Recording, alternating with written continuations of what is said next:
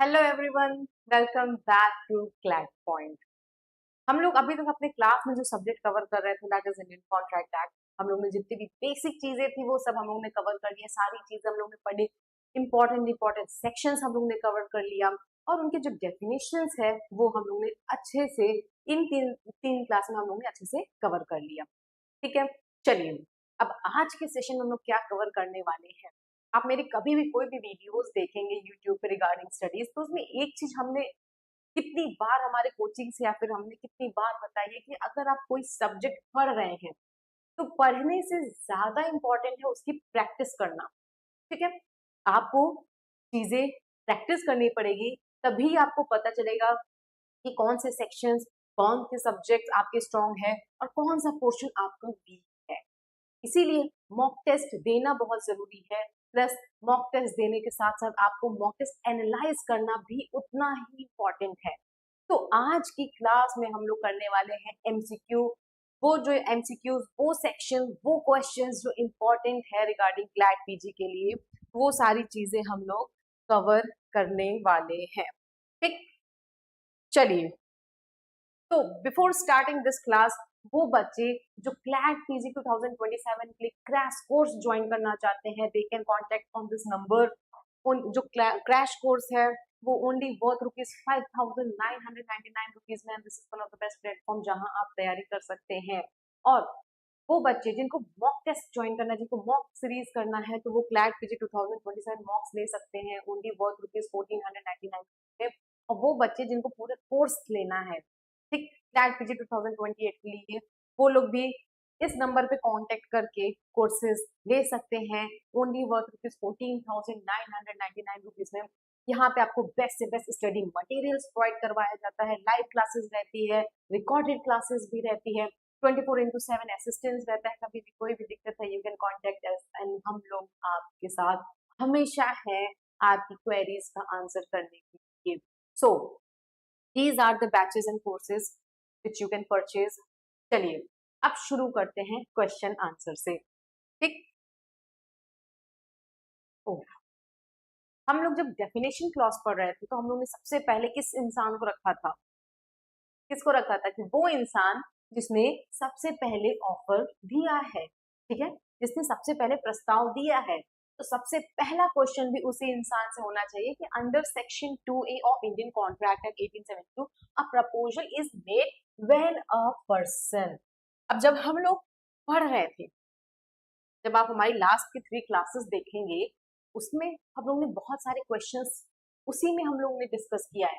इस पोर्शन से ऐसे क्वेश्चंस आते हैं, इस पोर्शन से ऐसे क्वेश्चंस आते हैं, इन सेक्शन से ये क्वेश्चंस इंपॉर्टेंट है। तो आई होप आपको ये सारी चीजें पता होंगी, क्योंकि मोर और लेस जितने क्वेश्चंस है, जितने इंपॉर्टेंट पोर्शंस है, वो सब हम लोग अपनी क्लास में कवर कर चुके हैं। ये है final revision plus mock class. ठीक है, हम क्वेश्चन करेंगे, उसका आंसर देखेंगे और आप लोग अपनी एक्यूरेसी चेक करेंगे कि आपके आंसर्स कितने एक्यूरेट है। तो चलिए शुरू करते हैं। ठीक है, under section 2A of Indian Contract act 1872 a proposal is made when a person make a promise. ठीक है भाई, ठीक है, promise signifies willingness to do or abstain from doing something with a view to obtain assent, receive consideration, enters into a contract। तो जब हम लोग section 2A पढ़ रहे थे तो उसमें ये बात क्लियर थी कि जो प्रपोजल का मतलब होता है, एक व्यक्ति सामने वाले व्यक्ति से अपनी इच्छा प्रकट कर रहा है कि मेरी इच्छा है, आप ऐसा करिए। ठीक है, एक व्यक्ति अगर सामने वाले व्यक्ति से अपनी इच्छा प्रकट कर रहा है तो उसको क्या कहते हैं? प्रपोजल। इच्छा मतलब विलिंगनेस। ठीक है, तो when one person signifies his willingness to another person with a view to obtain assent, उसको क्या कहा जाएगा? उसको प्रपोजल कहा जाएगा। तो इसमें कौन सा आंसर सही है? इसमें बी वाला ऑप्शन सही है। आप लोग एलिमिनेशन मैथड जो होता है उसको भी अडॉप्ट कर सकते हैं। एलिमिनेशन मैथड में क्या होता है कि पहले दो ऑप्शन जो एकदम इररेलेवेंट है उसको पहले आप डिलीट कर दीजिए। जैसे इसमें कंसिडरेशन एकदम इररेलेवेंट है, एंटर इनटू कॉन्ट्रैक्ट एकदम इररेलेवेंट है, तो ये तो आप डिलीट कर दीजिए। ठीक, फिर बचे दो ऑप्शन, उसमें से जो लेस एक्यूरेट है, जो लग रहा है ये नहीं हो सकता, उसको हटा के जो लास्ट वाला है उसको आप टिक कर सकते हैं, बट ये आप उसी में ट्राई करिएगा जिसमें आपको आंसर नहीं पता है या फिर जिसमें आपको कंफ्यूजन है। ठीक, तो सेक्शन 2A प्रपोजल। प्रपोजल में क्या है कि when one person signifies his willingness to do और abstain from doing something with a view to obtain assent, इसको क्या कहते हैं, प्रपोजल कहते हैं, सेक्शन 2A। चलिए अब बढ़ते हैं नेक्स्ट क्वेश्चन में। A proposal become a promise under section 2B। Proposal promise कब बनता है? मान लीजिए ए ने अपनी बात बी को रखी कि ये मेरी बाइक है, ये तुम खरीद लो 50,000 रुपए में। ये क्या है? ये प्रपोजल है। अब प्रपोजल प्रॉमिस कब बनेगा? जब भाई सामने वाली आपकी बात मान लेगा, जब सामने वाला जो टर्म्स एंड कंडीशन वो एक्सेप्ट कर लेगा। ठीक है, फॉर एग्जाम्पल ए ने कहा ये मेरी बाइक है, आप इसको 50,000 रुपए में खरीदिए। बी कहता है हाँ हाँ I am agree with the terms and conditions. तो यहाँ पे प्रपोजल हो गया, यहाँ पे एक्सेप्टेंस हो गया, दोनों मिलके क्या बन गए? प्रॉमिस बन गए। ठीक, कि हम ये करेंगे आप ये करिएगा। तो प्रपोजल प्रॉमिस कब बनता है? जब वो एक्सेप्ट होता है। तो चलिए अब ऑप्शंस देखते हैं। पहला ऑप्शन है इट इज रजिस्टर्ड। अब देखो रजिस्टर्ड रजिस्टर्ड का कोई कॉन्सेप्ट है नहीं। ठीक, दूसरा कंसिडरेशन इज पेड, तीसरा इट इज एक्सेप्टेड एंड चौथा it is communicated to the third person. तो हम लोग ने जब सेक्शन 2B पढ़ रहे थे तो उसमें हम लोग ने रजिस्ट्रेशन का कोई कॉन्सेप्ट तो पढ़ा नहीं था, तो पहला ऑप्शन तो गलत है। दूसरा ऑप्शन क्या है? Consideration is paid. तो ये क्या है? ये एग्रीमेंट में आता है। आप लोग जब एग्रीमेंट की डेफिनेशन पढ़ेंगे, प्रोमिसेस और सेट ऑफ प्रोमिसेस जिसमें कंसिडरेशन होता है उसको एग्रीमेंट कहते हैं। तो भाई ये डेफिनेशन कंसिडरेशन वाला पार्ट ही एग्रीमेंट है। Next it is accepted. हाँ ये सही है, क्योंकि हम लोग ने डेफिनेशन में ही पढ़ा था कि जब प्रपोजल को एक्सेप्टेंस मिल जाता है तो क्या बन जाता है? वो प्रॉमिस बन जाता है। प्रपोजल प्लस एक्सेप्टेंस क्या बनता है? प्रॉमिस बनता है। ठीक है, agreement plus enforceability by law क्या बनता है? कॉन्ट्रैक्ट बनता है। समझ गए? तो प्रपोजल प्लस एक्सेप्टेंस क्या बनता है? प्रॉमिस बनता है। और ये फॉर्मूला आप लिख लीजिए क्योंकि ये मेंस में भी काम आ सकता है। चलिए नेक्स्ट क्वेश्चन।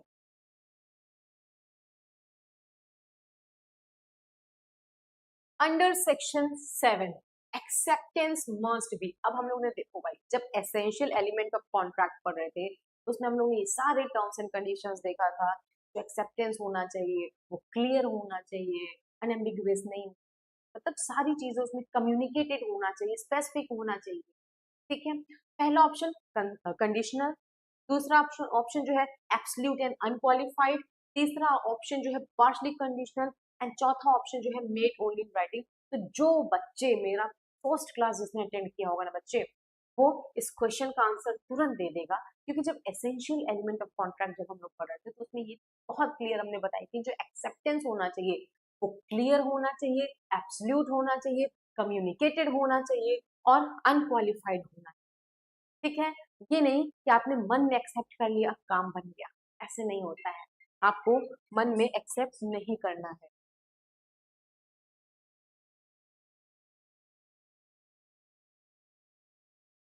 आपको मन में एक्सेप्ट नहीं करना है, चीजें आपको क्लियरली होनी चाहिए। ठीक है, हाँ सॉरी स्टूडेंट्स।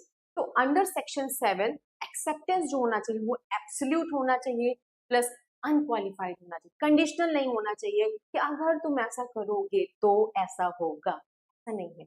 आपको जो बातें कहनी है आप क्लियर कहिए। अगर आपको कंडीशन एक्सेप्टेड है तो आप उसको क्लियरली एक्सेप्ट करिए। ये कि नहीं मन में आपने अपनी बातें रखी, मन में आपने एक्सेप्ट कर लिया है तो मन में कॉन्ट्रैक्ट भी हो जाए। अगर आपने क्लियरली जो एक्सेप्टेंस है उसको, जो प्रपोजल है, अगर उसको आपने क्लियरली एक्सेप्ट किया है तो ही माना जाएगा। तो acceptance must be absolute and unqualified, this one is the correct answer. Conditional नहीं होना चाहिए, एक्सेप्टेंस क्लियर होना चाहिए, एब्सोल्यूट होना चाहिए, अनक्वालिफाइड होना चाहिए प्लस कम्युनिकेटेड होना चाहिए। ये कंडीशंस है। ठीक, पार्शली कंडीशनल नहीं, गलत है। Made only in writing, this is wrong. ठीक, तो समझ गए जो एक्सेप्टेंस होना चाहिए वो कैसा होना चाहिए, एब्सोल्यूट होना चाहिए। किस सेक्शन में प्रोवाइडेड है, it has been provided under section 7। Now under section 4 communication of proposal is completed. अब देखो कम्युनिकेशन ऑफ प्रपोजल कब कंप्लीट होता है, ठीक, when the proposal right it's, ठीक है। दूसरा ऑप्शन क्या है, when it comes to the knowledge of the person to whom it is made. तीसरा क्या है, व्हेन इट इज पोस्टेड। और चौथा क्या है, व्हेन कंसिडरेशन इज पेड। चार ऑप्शन आप लोग के पास है। पहला क्या है, when the proposal right it's. For example मान लो ए ने बी से कहा, ठीक है, या फिर ए ने एक लेटर लिखा, ठीक, उस लेटर में लिखा कि भाई बी तुम मेरी बाइक खरीद लो, ठीक है, तुम मेरी बाइक परचेज कर लो, बदले में मुझे 50,000 रुपए दे देना। लिखा और लिख के अपने पॉकेट में रख लिया, ठीक है। तो क्या कम्युनिकेशन ऑफ प्रपोजल माना जाएगा? The answer is no. क्यों? क्योंकि भाई ए तुमने कुछ भी लिखा उस लेटर में, लेकिन तुमने इसको पोस्ट तो नहीं किया ना, डी के नॉलेज में तो नहीं आया ना तुम्हारी बातें। तो तुमने कुछ भी लिखा हो, कोई भी टर्म्स एंड कंडीशन हो, जो भी हो, वो तुमने अपने पास रख लिया, डी के नॉलेज में तो आया नहीं, तो कम्युनिकेशन कंप्लीट नहीं होता ऐसा सिचुएशन। चलो दूसरा एग्जाम्पल देख लेते हैं। मान लो ए ने एक लेटर लिखा बी के लिए, वही सेम है कि मेरी बाइक तुम 50,000 में खरीद लो, ठीक। अब उसको पोस्ट कर दिया, पोस्ट किया, लेकिन वो लेटर बी के पास नहीं पहुंचता है, ठीक है, बी के पास वो लेटर नहीं पहुंचता है। तो क्या ऐसे सिचुएशन में कम्युनिकेशन होगा? The answer is no. B को तो पता ही नहीं है कि उसको किसी ने एक लेटर लिखा है, नहीं पता है ना, तो कम्युनिकेशन कैसे होगा? तो तीसरा ऑप्शन भी नहीं होगा, व्हेन इट इज पोस्टेड नहीं होगा, when the proposal right it's नहीं होगा। भाई सिर्फ लिख देने मात्र से कम्युनिकेशन कंप्लीट नहीं होता, ठीक। नाउ पोस्टेड तब भी नहीं माना जाएगा, व्हेन कंसिडरेशन इज पेड, ठीक है। जब कंसिडरेशन दिया जाता है तो भाई देखो पहले कॉन्ट्रैक्ट होगा तब कंसिडरेशन की बात आएगी, ऐसे नहीं आएगी, तो ये ऑप्शन भी नहीं है। तो जो लास्ट की जो ऑप्शन बचा है that is when it comes to the knowledge of the proposal person to whom it is made, ये सही है, क्योंकि जो कम्युनिकेशन ऑफ प्रपोजल है वो तभी माना जाएगा जब सामने वाले व्यक्ति को इसकी नॉलेज होगी। जब नॉलेज ही नहीं है तो कम्युनिकेशन कहाँ से होगा? मान लो किसी ने मेरे लिए कोई लेटर लिखा कि मैम आप ऐसा कर दीजिए, वो लेटर उसने अपने पास ही रख दिया, मेरे पास आया तक नहीं, मुझे भनक तक नहीं हुआ, मुझे कैसे पता चलेगा कि सामने वाले बंदे ने अपने लेटर में क्या लिखा, या फिर किसी ने क्या प्रपोजल दिया, किसी ने क्या ऑफर दिया, मुझे पता तो नहीं चलेगा ना। इसीलिए जब when it comes to the knowledge of the person to whom it is made, उसी समय communication of proposal क्या होता है, complete होता है, and it has been provided under section 4। Clear है? कोई दिक्कत है you can ask me in the comment box. आपके कितने भी क्वेरीज होते हैं आप लोग उनको कमेंट बॉक्स में पूछ सकते हैं, we will try to response you about your questions, okay.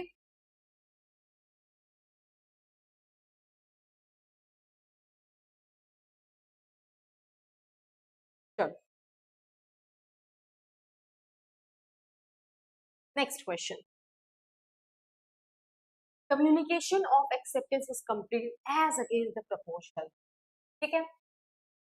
अब देखो when the accepted decide to accept it, दूसरा ऑप्शन क्या है, the acceptance come to the knowledge of the proposal, तीसरा ऑप्शन क्या है, it is put in a course of transmission to the proposal, चौथा option क्या है, consideration is paid।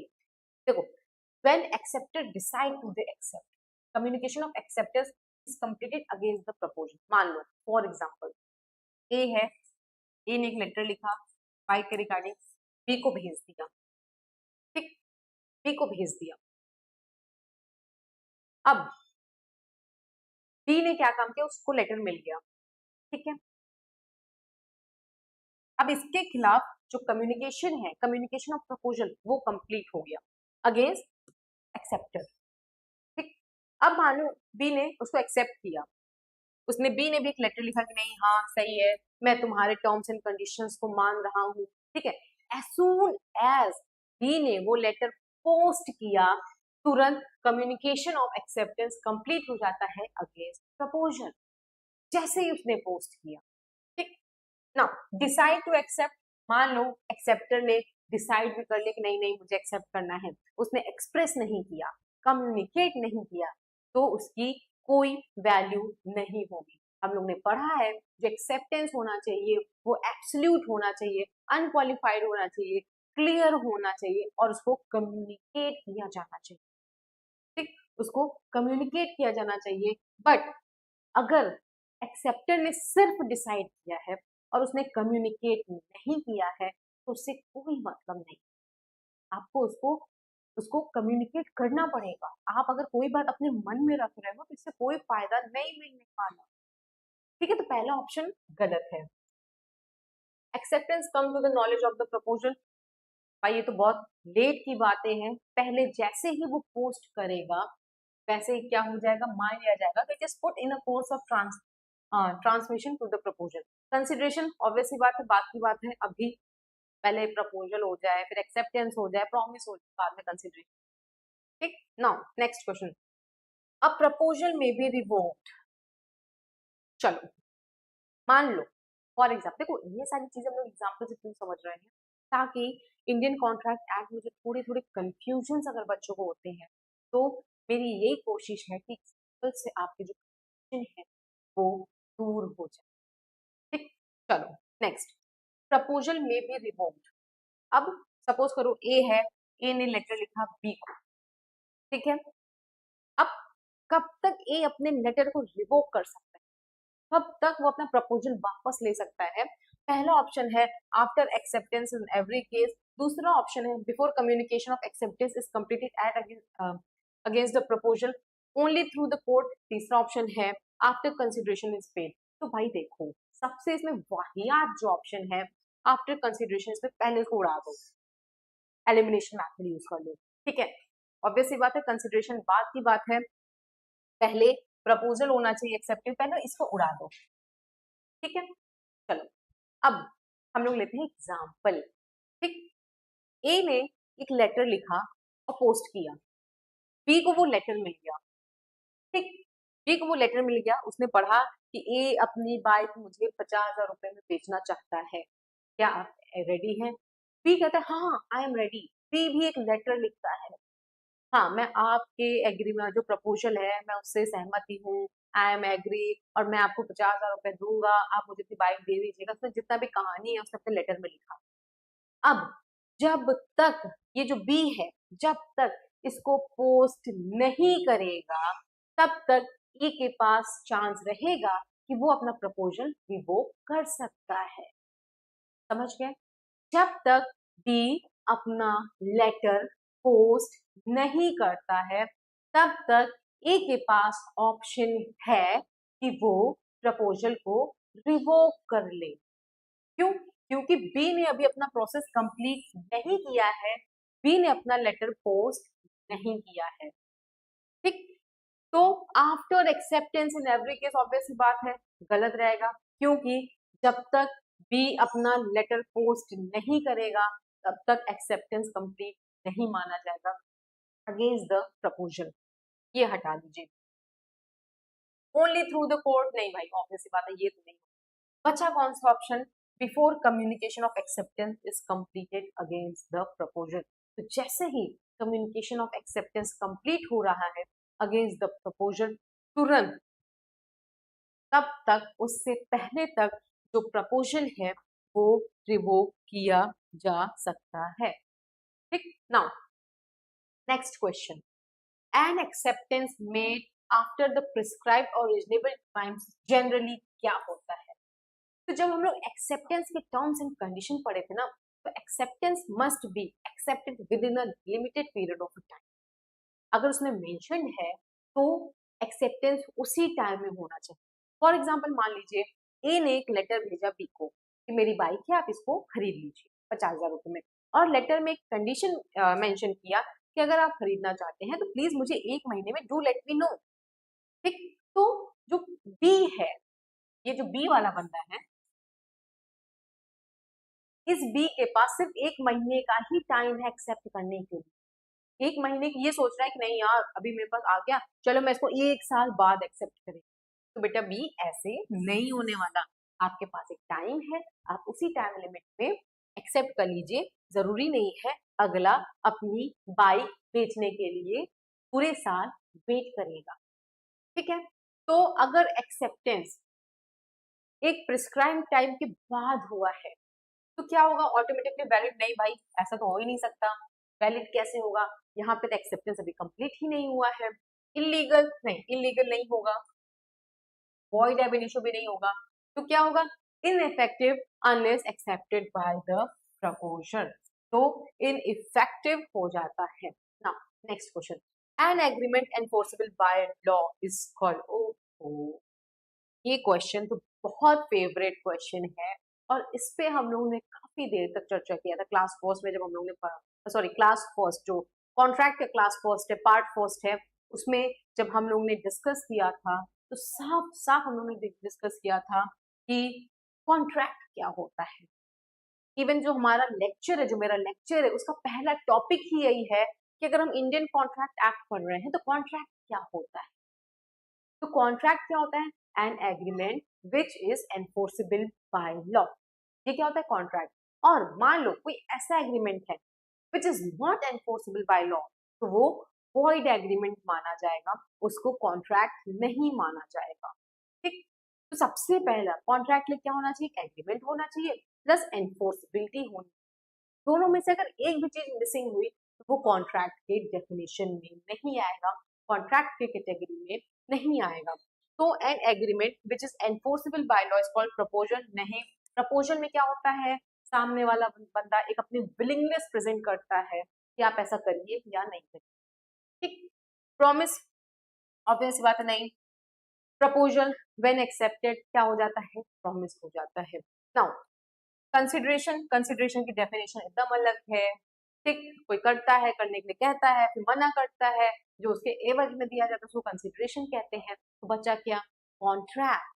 तो जब कोई एग्रीमेंट है जो कि लॉ के द्वारा एनफोर्सेबल है उसको क्या कहेंगे हम लोग, कॉन्ट्रैक्ट कहेंगे। समझ गए, कोई डाउट हो तो यू कैन आस्क विथ मी,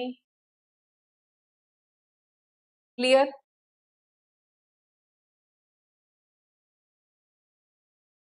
चलो, very good. Now Which of the following is essential under section 10 for valid contract? हम लोग ने पूरे कंडीशंस पढ़ा है, जो सेकंड पार्ट है उसमें ये सारे टॉपिक्स हम लोग ने कवर किया है। तो competence of party, free consent, lawful consideration, lawful object, obvious सी बात है। हम लोग ने देखा था कि अगर कॉन्ट्रैक्ट करना है तो जो दोनों पार्टी है ए और बी, पहली बात तो वो लोग कॉम्पिटेंट होने, competent in the sense major होने चाहिए, साउंड माइंड के होने चाहिए, they both must not have been disqualified from the law for entering into a contract, competent होने चाहिए, फ्री कंसेंट होना चाहिए। पहली बात तो कंसेंट क्या होता है, मतलब जब दो लोग एक ही बात पे सहमत होते हैं उसको कंसेंट कहते हैं। फ्री कंसेंट कब माना जाएगा, जब वो कंसेंट जो है वो अफेक्टेड ना हो किससे, कोवर्शन से, अनड्यू इन्फ्लुएंस से, फ्रॉड से, मिसरिप्रेजेंटेशन से, तो कंसेंट फ्री माना जाएगा। तो हाँ ऑब्वियस सी बात है, कंसेंट फ्री होना चाहिए, कॉम्पिटेंट पार्टी होनी चाहिए और lawful consideration with lawful object होना चाहिए। तो ये तीनों सही है, तो इसका जो करेक्ट आंसर है ऑल ऑफ द अबव। ठीक, वैसे ये क्वेश्चन हम लोग ने अपने क्लास में डिस्कस किया था। जो बच्चे हम लोग की जो सीरीज चल रही है उसको अगर सीरियस तरीके से देख रहे होंगे बच्चों, अगर आप लोग उसको कंटिन्यूसली हम लोग से जुड़े हैं तो आपको ये सारे आंसर्स पता होंगे। हम लोग डेली आपसे इसी टाइम पे मिलेंगे रात में 8 बजे, ताकि जितने भी क्वेश्चंस हैं, जितने भी सब्जेक्ट हैं, वो सब आपके क्लियर हो जाए, ठीक।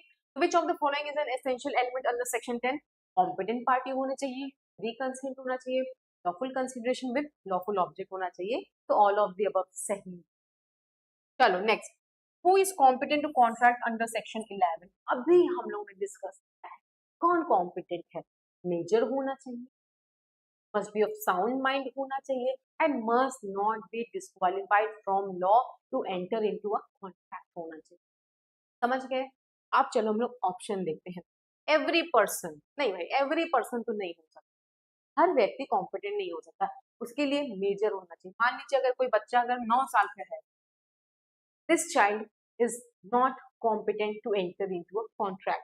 Next, a person who has attained majority is of sound mind and not disqualified from the law. See, only person above 21 years by major के लिए 18 साल ही बहुत है, ये कोई शादी की उम्र नहीं है कि ग्रूम के लिए 21 साल होना चाहिए, ठीक है, तो सी भी गलत है।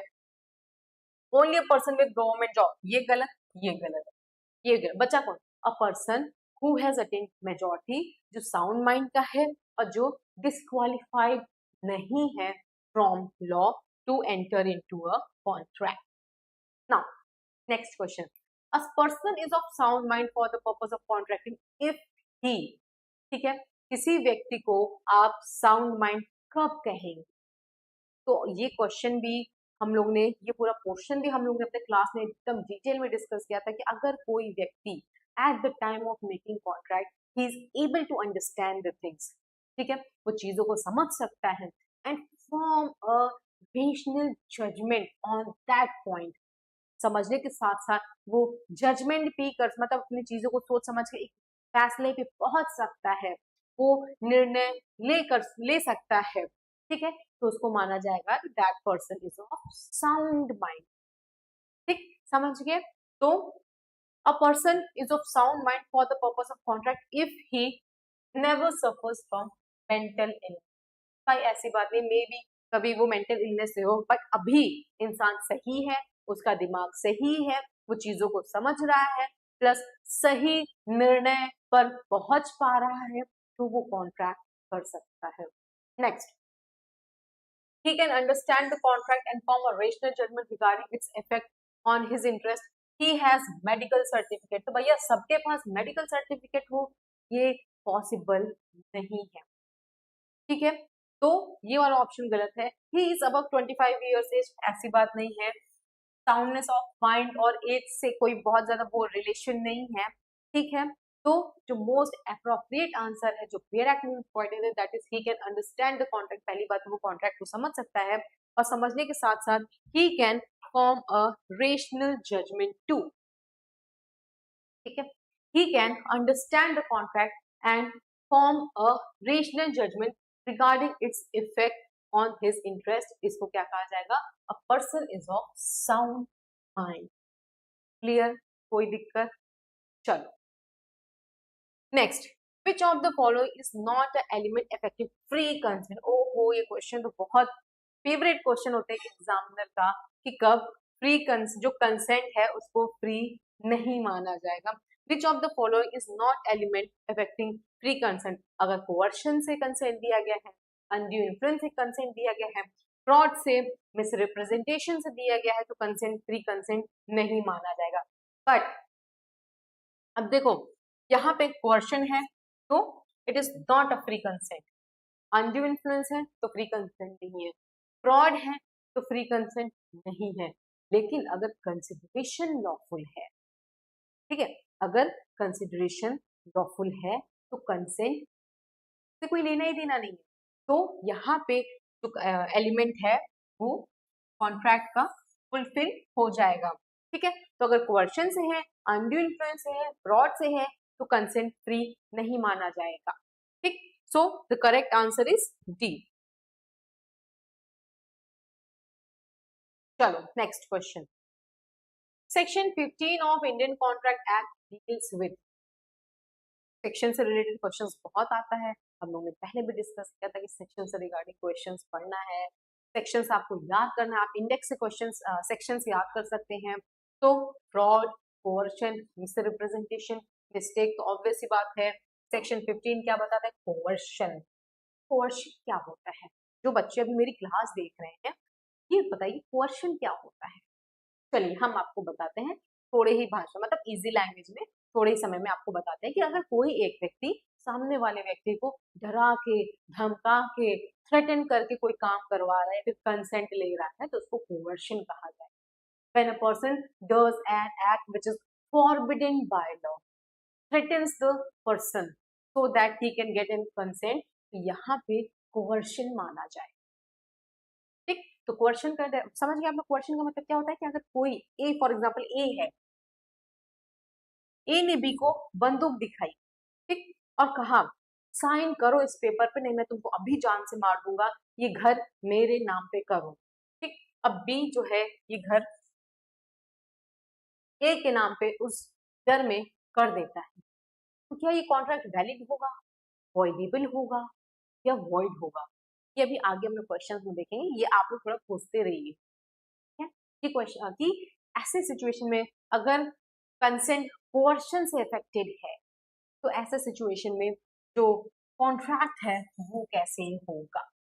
Now next 14, threatening to commit an act forbidden by law with the intention of causing a person to enter into agreement। ओहो, ये तो अभी हम लोग ने पढ़ा है।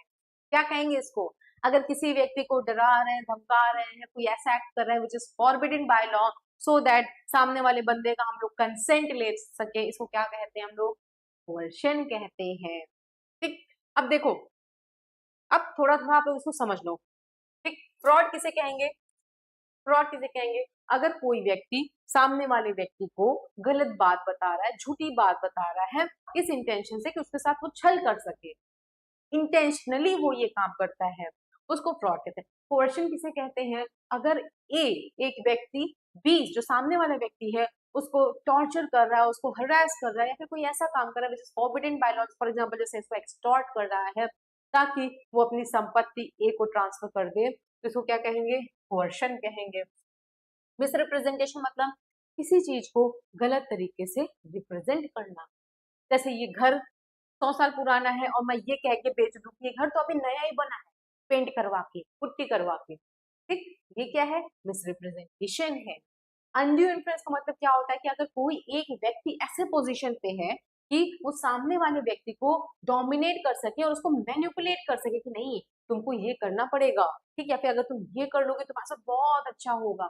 फॉर एग्जाम्पल ए, एक पंडित जी बी से कहते हैं कि तुम अगर ये घर सी को बेच दोगे तो तुम्हारे घर में जितनी भी समस्याएं सब खत्म हो जाएगी, धन संबंधित प्रॉब्लम जो है सब खत्म हो जाएगा। तो ये किस में आएगा? अनड्यू इन्फ्लुएंस में आएगा। तो थोड़े थोड़े हम लोग सारे डेफिनेशन समझ लिए, ताकि अगर आप नए हो, इस वीडियो को पहली बार देख रहे हो, तो आप भी कंफ्यूज ना हो, आपके लिए सारी चीजें नई नई ना लगे, चीजें आपको पता हो। तो अगर कोई व्यक्ति थ्रेटन कर रहा है, किस लिए? To commit any act forbidden by law with intention to cause a person to enter into agreement, तो इसे क्या कहेंगे हम लोग? कोर्शन कहेंगे, ठीक। क्या कहेंगे बच्चे? कोर्शन कहेंगे इसको। चलो, मजा आ रहा है क्वेश्चन सॉल्व करने में?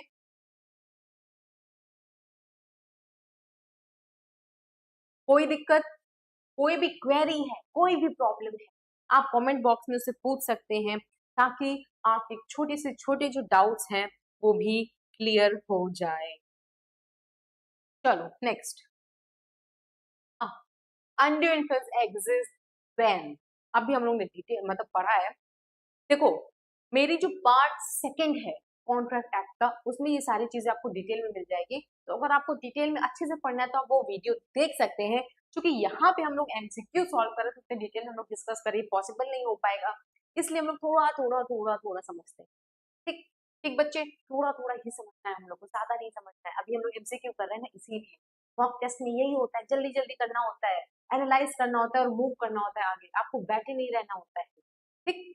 तो अनड्यू इन्फ्लुएंस कब होता है?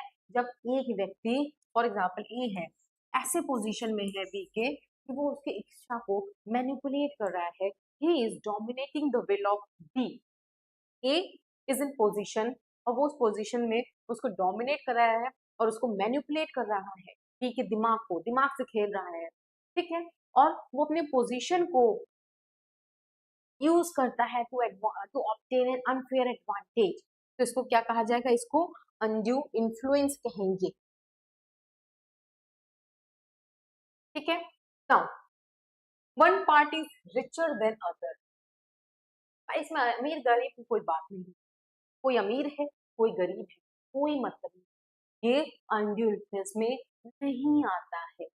तो चाहे आप अमीर हो, चाहे गरीब हो, चाहे मिडिल क्लास के हो, कोई मतलब ही नहीं है, ये ऑप्शन गलत है, ठीक। When there is no consideration, fourth option है, नो कंसिडरेशन में जो एग्रीमेंट होता है वो वॉइड होता है, अनड्यू इन्फ्लुएंस का वहां कोई रोल ही नहीं है।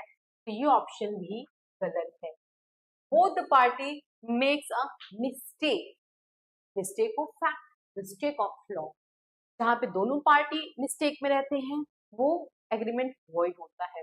जहाँ पे एक पार्टी मिस्टेक कर रहा है वो एग्रीमेंट जो वो एग्रीमेंट वॉइड सिर्फ इस बेसिस पे नहीं होगा या फिर वॉइडेबल सिर्फ इस बेसिस पे नहीं होगा कि एक पार्टी मिस्टेक ऑफ फैक्ट में, ठीक।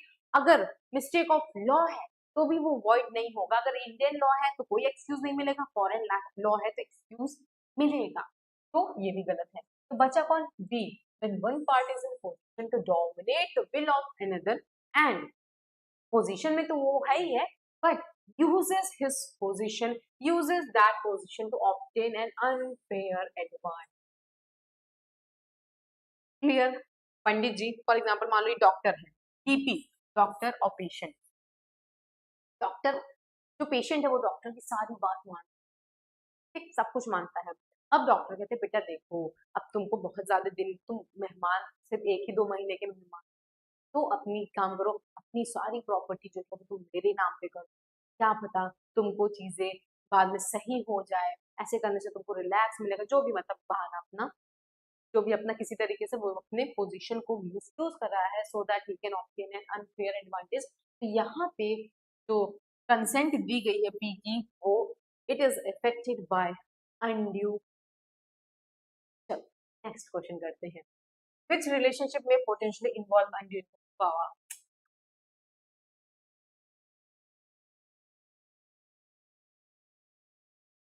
नाउ द क्वेश्चन इज कि कौन से रिलेशनशिप में आप कह सकते हो कि ये अनड्यू इन्फ्लुएंस इन्वॉल्व करता है?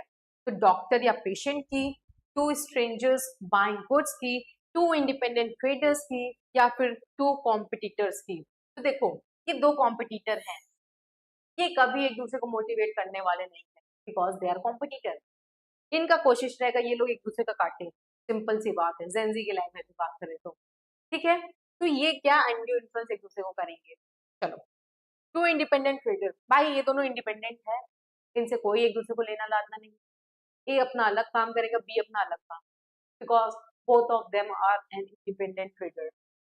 तो कोई ऐसा पोजीशन में नहीं है, कोई ऐसा कोई डोमिनेट नहीं करेगा, कोई इसका अनफेयर यूज करने का कोई सेंस ही नहीं बनता। तो ये ऑप्शन भी गलत है। Two stranger buying a good, दो लोग कोई सामान खरीद रहे हैं, तो भाई कोई क्या सामान ले रहा है, इससे सामने वाले को क्या कोई मतलब कोई सेंस तो बनता नहीं है, ये भी नहीं होगा। हाँ डॉक्टर और पेशेंट का होगा, क्योंकि डॉक्टर यहाँ पे ऐसा पोजीशन होल्ड करता है कि he can dominate the will of patient, ठीक है। डॉक्टर यहाँ पे ऐसा पोजीशन होल्ड करता है कि वो चाहे तो पी जो पेशेंट है उसके जो विल है उसको मैनिपुलेट करता है, और चाहे तो वो अपने जो पोजीशन है उसका एक अनड्यू अनफेयर एडवांटेज उठा ले। इसलिए the correct answer is doctor and patient. Now next, fraud under section 17 include क्या? हम लोगों ने देखा है, पढ़ा भी है, तो बताइए कमेंट बॉक्स में कि फ्रॉड अंडर सेक्शन 17 क्या? Innocent mistake. ओहो इनोसेंट मिस्टेक, नाम ही कितना इनोसेंट है, तो ये नहीं होगा, ठीक है, ये नहीं होगा। अब लास्ट ऑप्शन देखते हैं, mayor silence in every situation. नहीं भाई, हर सिचुएशन में साइलेंस होना फ्रॉड नहीं कह सकते। मेयर डिफरेंस ऑफ ओपिनियन, भाई अगर ओपिनियन डिफरेंट है तो इससे ये नहीं कह सकते कि फ्रॉड है। मान लो मेरी ओपिनियन और सामने वाले की ओपिनियन अलग अलग है, तो आई कांट से कि सामने वाले बंदे ने मेरे से फ्रॉड किया। तो अगर डिफरेंट ओपिनियन है तो इससे कुछ नहीं होगा। फॉल्स रिप्रेजेंटेशन मेड नोइंगली, अगर एक व्यक्ति सामने वाले व्यक्ति को जानबूझ के गलत बातें बता रहा है, मिस रिप्रेजेंट कर रहा है, मतलब गलत बात उसको बता रहा है, मिसगाइड कर रहा है, तो यहाँ पे क्या होगा? फ्रॉड होगा। तो correct answer is B. Now next question, mere silence as to fact likely to affect a person willingness to enter into a contract। एक व्यक्ति साइलेंट है, एकदम शांत है, ठीक, as to fact likely to affect the person consent या फिर willingness to enter into contract, क्या ऑलवेज फ्रॉड? नहीं। हर व्यक्ति अगर शांत है तो जरूरी नहीं वो हमेशा फ्रॉड ही कर रहा है, तो पहला वाला ऑप्शन गलत है। ऑलवेज कोअर्शन, कोअर्शन की बात ही नहीं है, क्योंकि कोअर्शन में थ्रेटन यूज होता है और यहाँ पे कोई थ्रेटन का ऑप्शन क्वेश्चन ही नहीं है कि भाई थ्रेटन है नहीं है क्या है कैसे है, तो कोअर्शन नहीं होगा। ठीक, ऑलवेज मिसरिप्रेजेंटेशन नहीं भाई, वो शांत है, क्या पता वो इंसान इंट्रोवर्ट हो, शांत हो। तो बचा कौन सा, generally not fraud but subject to exception, तो this will be a correct. Now, next, the main distinction between fraud and misrepresentation is, option देखते हैं। फ्रॉड इज ऑलवेज एक्सीडेंटल, गलत, बिल्कुल गलत। फ्रॉड जो होता है हमेशा इंटेंशनली होता है, इंसान जानबूझ के सामने वाले को गलत बातें बताता है, इंटेंशनली होता है। फ्रॉड्स रिक्वायर्ड कंसिडरेशन, गलत, कंसिडरेशन का फ्रॉड से कोई लेना देना नहीं, कंसिडरेशन अपना अलग विभाग है, फ्रॉड अपना अलग विभाग है। ठीक है, इसलिए फ्रॉड और कंसिडरेशन से कोई लेना देना नहीं है। Miss representation is always a criminal, भाई ऑलवेज ऑलवेज वाले स्टेटमेंट मत जाया करो, क्योंकि ऑलवेज वाला हमेशा गलत ही होता है। ठीक, नाउ बचा क्या, misrepresentation does not necessarily involve an intention to deceive. अब देखो, फ्रॉड में क्या होता है, इंसान इंटेंशनली जानबूझ के गलत बातें बताता है, लेकिन फ्रॉड में जरूर सॉरी मिस रिप्रेजेंटेशन में जरूरी नहीं है इंसान जानबूझ के गलत बातें बताए। So this is the basic difference कि misrepresentation does not necessarily involve an intention to deceive, whereas fraud में क्या होता है, a person want to intentionally deceive। ठीक, now next, when both the parties are under mistake regarding a matter of fact essential to agreement, the agreement is, अब ये हम लोगों ने कल पढ़ा, स्टार्टिंग में ही पढ़ा था कि अगर मिस्टेक ऑफ फैक्ट है और मिस्टेक ऑफ लॉ है, और अगर मिस्टेक ऑफ फैक्ट में दोनों पार्टी मिस्टेक में है, तो वो एग्रीमेंट क्या होगा, वो एग्रीमेंट वॉइड होगा। कल ही हम लोगों ने पढ़ा था, इस पे एमसीक्यू भी हम लोगों ने डिस्कस किया था कि ऐसे ऐसे क्वेश्चंस आते हैं कि अगर दोनों पार्टी मिस्टेक ऑफ फैक्ट में है तो जो एग्रीमेंट है वो क्या होगा, वैलिड होगा, वॉइड होगा, वॉइडेबल होगा, इलीगल होगा, तो क्या होगा, ये वॉइड होगा। चलो, now next question, a mistake as to law in force in India generally. चलो, ये भी हम लोग ने कल पढ़ा था कि अगर मिस्टेक ऑफ लॉ है, अगर वो इंडियन लॉ का है, तो भाई कोई इफेक्ट नहीं करने वाला, वो जो कॉन्ट्रैक्ट और एग्रीमेंट है वो वैलिड। और अगर फॉरेन लॉ का है तब वो इफेक्ट करेगा। ठीक, तो अगर मिस्टेक ऑफ लॉ है और अगर इंडियन लॉ है तो it will not affect the agreement at all. ठीक, पहला ऑप्शन क्या है, मेक कॉन्ट्रैक्ट वॉइड्स, गलत है भाई। अभी अभी हम लोग ने देखा कि अगर दोनों पार्टी मिस्टेक ऑफ फैक्ट में है, या फिर अगर दोनों में से कोई एक मिस्टेक ऑफ लॉ कर रहा है which is in force in India, तो कॉन्ट्रैक्ट पे कोई इफेक्ट नहीं पड़ने वाला है। ये माना जाता है कि आपकी ये ड्यूटी है कि अपने देश का जो नियम कानून है वो आप माने। मेक्स द कॉन्ट्रैक्ट वॉइडेबल, भैया कुछ नहीं, कोई इफेक्ट नहीं होता है, तो मतलब वॉइड होगा तो वॉइडेबल होगा। Does not makes the contract voidable, ये थोड़ा सही लग रहा है। मेक्स द कॉन्ट्रैक्ट इलीगल, भाई इलीगल क्यों कर देगा, आपकी ये ड्यूटी है अपने देश के कानून को जानना। इसलिए अगर आपसे कानून मिस्टेक ऑफ लॉ हो रहा है तो कोर्ट ये मानेगी कि भैया ये आपने जानबूझ, इससे कुछ इफेक्ट नहीं पड़ने वाला, तो does not make the contract voidable, this is the correct answer. A unilateral mistake of fact generally makes the contract, भाई देखो बाइलेटरल होता है, दोनों पार्टी का होता है तो वॉइड हो। बट अगर एक पार्टी ने गलत समझ लिया, एक पार्टी ने गलती कर लिया, दूसरा पार्टी अगर अपनी जगह सही, तो क्या वॉइड में कोई इफेक्ट नहीं, इसमें भी वॉइड नहीं होने वाला, तो वॉइड है, गलत है, वॉइडेबल गलत है, not voidable merely on that ground. Illegal तो छोड़ ही दो, इलीगल इलीगल का ऐसे कुछ नहीं होने वाला।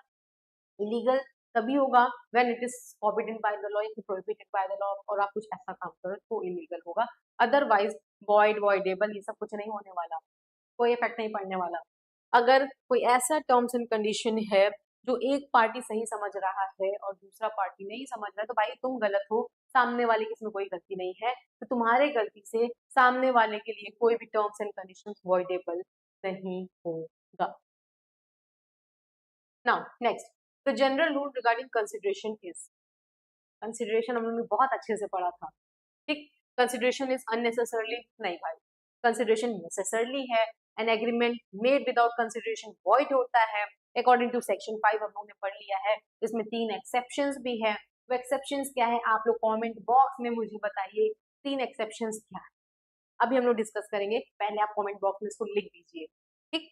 तो general rule regarding consideration, a consideration is unnecessarily, ठीक है भाई ये गलत है। An agreement without consideration was subject to exception, consideration must always be monetary, consideration must always be adequate, ठीक। तो जनरल रूल क्या है कि an agreement made without consideration क्या होगा, वॉइड होगा। एक्सेप्शन क्या है इसका, एक्सेप्शन क्या है, if it is made in natural love and affection, ठीक है, पास वॉलंटरली कोई सर्विस है या फिर टाइम बार डेट है, तो ऐसे 3 सिचुएशन में बिना कंसिडरेशन के आप एग्रीमेंट कर सकते हैं। Otherwise N agreement made without consideration क्या होता है, वॉइड होता है। सेक्शन 25 याद कर लो बच्चों, उसको याद कर लो क्योंकि बहुत इंपॉर्टेंट क्वेश्चन है। यहाँ से क्वेश्चन हर साल या फिर हर ऑल्टरनेट ईयर पूछा ही पूछा जाएगा, ट्रस्ट मी पूछा जाता है, इसलिए बार बार कह रही हूँ। चलो section 24 under section 2D consideration में move from promisee only, promiser only, promisee और एनी पर्सन, कोर्ट ओनली।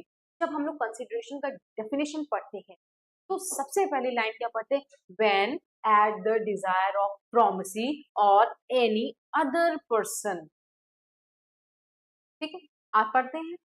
तो भाई promisee ओनली तो नहीं होगा, प्रोमिसर ओनली भी नहीं होगा, तो प्रोमिसी और एनी अदर पर्सन इस पे सही बैठेगा, ठीक। चलो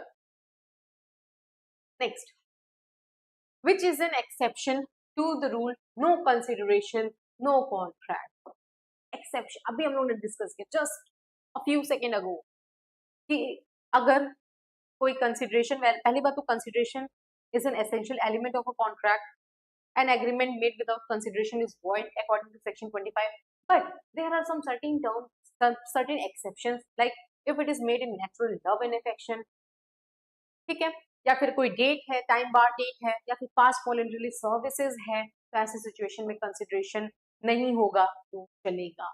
तो पहला option agreement made without out of natural love and affection satisfying the statutory requirement, हाँ ओरल प्रॉमिस नहीं, गलत है। Every social promise by oral, social gratitude वगैरह ये सारी चीजें नहीं आती है इसमें, तो ये गलत है। बचा कौन सा, N agreement made out of natural love and affection satisfying statutory requirement. Statutory requirement क्या, रिटन में होना चाहिए, क्लोज रिलेशनशिप में होने चाहिए, ठीक है ना, ये कि नहीं कि दादा के नाना के परदादा के भाई के बच्चे को हम ऐसा करना, ये नहीं, बहुत क्लोज रिलेशनशिप में हो, out of natural love and affection आप कुछ कर रहे हो तो कंसिडरेशन। तब भी कोई दिक्कत, कोई भी दिक्कत हो आप हमसे कभी भी क्वेरी कर सकते हैं। चलो next question, N agreement restraining a person from exercising a lawful profession trade business generally. देखो अब हम लोग ने बहुत पढ़ा था कि एन एग्रीमेंट ऐसा एग्रीमेंट जिसमें कंसिडरेशन अनलॉफुल है तो वॉइड होगा, जिसमें ऑब्जेक्ट अनलॉफुल है तो वॉइड होगा। An agreement made without consideration void होगा। An agreement in restraint of marriage void होगा। An agreement in restraint of trade void होगा। An agreement restraining legal proceeding void होगा। अनसर्टेन एग्रीमेंट वॉइड होगा। Wagering contract void होगा, ठीक है, इतनी सारी चीजें आप लोगों ने देख लिया। तो क्वेश्चन क्या है, an agreement restraining a person from exercising lawful profession trade business, ये क्या होगा, ये भी वॉइड होगा, ठीक। तो पहला ऑप्शन क्या है, वैलिड, गलत, बिल्कुल गलत, ये क्वेश्चन ही वैलिड नहीं लग रहा है, ये ऑप्शन ही वैलिड नहीं है, ठीक। दूसरा, void to the extent of restriction subject to exception, हाँ इसको भी थोड़ा होल्ड करते हैं। सी वॉइडेबल, गलत, सीधे वॉइड होगा। डी क्रिमिनल, अरे भाई क्रिमिनल और सिविल की बात ही आ रही है, ठीक। तो the most appropriate and the correct option is D, क्या होगा, वॉइड होगा to the extent of restraint, but it is subject to a conditions. वो कंडीशंस क्या है आप हमारी लास्ट की वीडियो देख लीजिएगा, आपको चीजें समझ में आ जाए। चलो next, N agreement in restraint of marriage of adult is generally. अब देखो अभी हम लोग ने जस्ट अब इसका एग्जाम्पल ले लो, फॉर एग्जाम्पल ए है, ए ने बी से कहा कि पूरा बंगला मैं तुमको दे दूंगा, पर तुम मेरे से प्रॉमिस करो, एक एग्रीमेंट करो कि तुम जीवन भर शादी नहीं करोगे। तो बी कहता हाँ हाँ, मैं जीवन क्या, मैं 7 जन्म में भी शादी नहीं करूंगा, आप ये बंगला मुझे दीजिए। तो जैसे ही बंगला ए ने बी के नाम पे किया, जैसे ही ए ने बी के नाम पे बंगला किया, बी तुरंत दूसरे दिन आके शादी कर लेता है। अब ए भाई गुस्सा आ गया, ये आके कहता है कि अरे तुमने तो मेरे से एग्रीमेंट किया था कि तुम जीवन भर शादी नहीं करोगे, तो तुमने कैसे कर लिया, अब देखो मैं तुमको पनिशमेंट दिलवाऊंगा, देखो मैं तुमको सजा दिलवाऊंगा। तो बेटा बी बी कहता है चाचा जी, आपने एग्रीमेंट तो बहुत अच्छे से पढ़ा, लेकिन शायद आपने एक दो सेक्शंस भूल गए पढ़ने की, कि an agreement made in restraint of marriage void होता है। तो आप जाइए, जिसको दिखाना है दिखा दीजिए, मुझे कोई दिक्कत नहीं। क्यों? क्योंकि इस जो एग्रीमेंट है वो जीरो वैल्यू है, वॉइड है। ठीक है, तो वैलिड ना, वैलिड नहीं होगा, वॉइड होगा। एनफोर्सेबल, जब वैलिड नहीं होगा तो एनफोर्सेबल कैसे होगा, ये ऑप्शन कट जाता है। वॉइडेबल का सवाल ही नहीं, बचा गया वॉइड, तो आपका टिक कर देंगे वॉइड पर। तो an agreement made in restraint of marriage क्या होगा, वो वॉइड होगा। Now an agreement absolutely restricting a person from enforcing contractual right through a legal proceeding। चलो सब लोग देखते हैं। मान लो ए है हस्बैंड वाइफ, हस्बैंड और वाइफ, ठीक, हस्बैंड वाइफ में शादी होती है तब भी तो ये लोग हस्बैंड वाइफ है। मान लो शादी के समय एक ऐसा एग्रीमेंट होता है, हस्बैंड वाइफ से कहता है मान लो कल कोई फ्यूचर में डिस्प्यूट होगा हमारे तुम्हारे बीच में, तो तुम मेंटेनेंस क्लेम नहीं करो। क्या एग्रीमेंट ये वैलिड है? द आंसर इज नो, ये एग्रीमेंट वैलिड नहीं है। ठीक, तो an agreement absolutely restricting a person from enforcing contractual right through the legal proceeding, ये क्या है, वैलिड नहीं। void to the extent provided under section 28, criminal voidable, तो क्रिमिनल की तो बात ही नहीं है भाई, क्रिमिनल तो फालतू में ऑप्शन है तो इसको भी काट दो। voidable नहीं, तो क्या होगा, B is the correct answer, void to the extent provided under section 28। चलो next question, an agreement whose meaning is uncertain, incapable of being made certain। चलो इस पे हम लोग ने एग्जांपल देखा था कि ए और बी के बीच में एक एग्रीमेंट होता है कि ए बी को 12 सितंबर में 12 लीटर ऑयल डिलीवरी करेगा। ठीक, कौन सा ऑयल, कितना ऑयल, नहीं, एग्जाम्पल क्या है, ए ने बी को 12 तारीख को ऑयल डिलीवर करना है, कौन सा ऑयल, सर्टेन हो पा रहा है, नहीं ना, सर्टेन नहीं हो पा रहा है ना। तो ऐसा एग्रीमेंट जिस अनसर्टेन है, या फिर दुनिया भर के जितने भी जो लोग हैं, जो टैलेंटेड लोग हैं, आप उनको बैठा लीजिए, तब भी वो ये नहीं बता पाएंगे कि यहाँ पे किस ऑयल की बात हो रही है। तो ऐसा एग्रीमेंट जो कि अनसर्टेन है या फिर जिसको आप सर्टेन नहीं कर सकते, वो वॉइड होगा। तो ऑप्शन वैलिड नहीं, इलीगल नहीं, वॉइडेबल नहीं, void is a correct option. समझ गए? चलो next, a wagering agreement under section 30 is generally, अब जो लास्ट क्लास हमारी देखे होंगे आप, तो आपको सब पता होगा, ये सारे आंसर हम लोगों ने डिस्कस किया, क्वेश्चन हम लोगों ने डिस्कस किया है, बट एक स्पेसिफिक एक स्पेशल सेक्शन जो है सेशन आप लोग के लिए ला रहे हैं, पार्ट आप लोग के लिए ला रहे हैं, ताकि जो लोग का छूट गया है वो लोग यहाँ से देख सके कैसे कैसे इंपॉर्टेंट क्वेश्चंस पूछे जाते हैं। तो अगर वेगरिंग एग्रीमेंट है तो वो वॉइड होगा और आप कोई भी रिकवरी शूट फाइल नहीं कर सकते उन अमाउंट के लिए जो आप वेगरिंग एग्रीमेंट में जीते हैं। तो वेगरिंग एग्रीमेंट क्या होगा, वैलिड ना, वॉइडेबल ना, इलीगल नहीं, क्या होगा, ये वॉइड होगा। वेगरिंग एग्रीमेंट क्या होगा, वॉइड होगा। Now a contingent contract is a contract, last class में हम लोगों ने पढ़ा है कंटीजेंट कॉन्ट्रैक्ट क्या होता है, based upon a collateral uncertain event without consideration made by minor which is always void. तो ये वाला ऑप्शन काट दो कि भाई कंटीजेंट कॉन्ट्रैक्ट वॉइड हमेशा नहीं होता। ठीक, अगर कोई एग्रीमेंट मेड बाय माइनर है तो वो वॉइड होगा, वो कंटीजेंट कॉन्ट्रैक्ट नहीं। N agreement made without consideration void होगा, वो कंटीजेंट कॉन्ट्रैक्ट नहीं होगा। तो इसका जो करेक्ट आंसर है वो ये है कि अगर कोई ऐसा कॉन्ट्रैक्ट है जो बेस्ड है कोलेटरल अनसर्टेन इवेंट है तो उसको क्या कहेंगे हम लोग, contingent contract. Now next, a contingent contract depend upon the happening of uncertain future event, uncertain future event can generally be enforced when।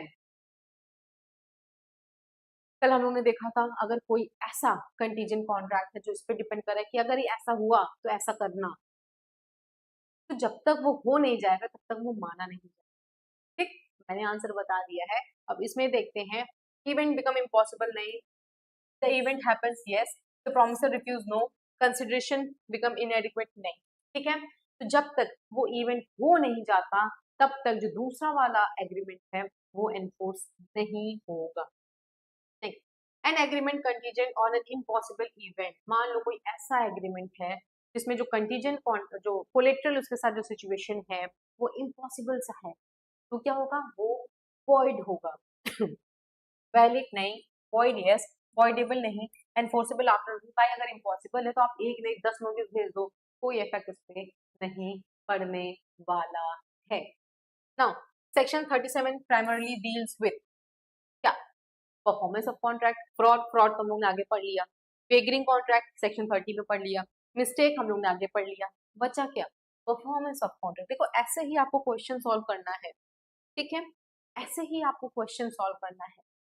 जो एलिमिनेशन मेथड है ये बेस्ट मेथड होता है।